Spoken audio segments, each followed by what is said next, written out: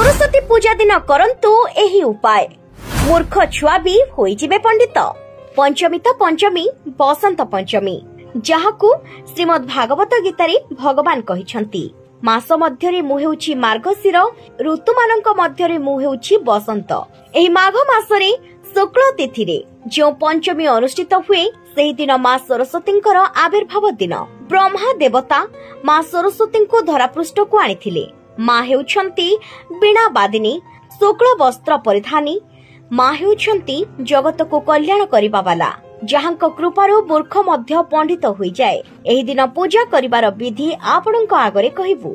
जदि आपण निष्ठार सहित एही पूजा को पालन करंती मूर्ख पुत्र सुधा पंडित होइजिबो। आपण सेही दिन प्रातः काल रे उठिबे, विद्यार्थी को मध्य उठाइबे। सेही दिन जो विद्यार्थी विलंब पर्यंत सोई रुहंती तांकर विद्याहानि हुए।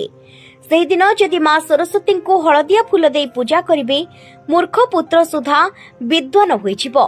आपण सुनिथिबे सरस्वती पूजा रे पिला खाता बही डट बसांती।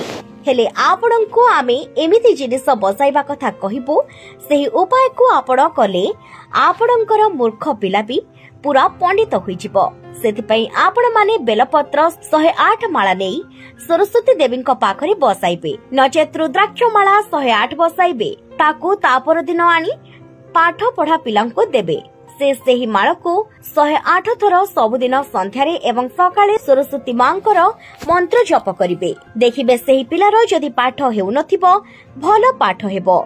सरस्वती पूजा दिन काहाको कष्ट देला भली कथा कहिबेनी।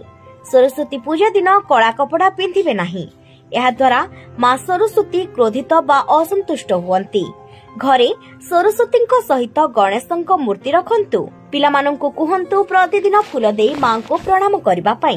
पिलामाने जेतेबेले पाठ पढ़ी बसिबे सेमाने उत्तर दिग को मुह करी पाठ पढ़ंतु। एही सब उपाय आपणाइले मूर्ख भी पंडित होइजिबो।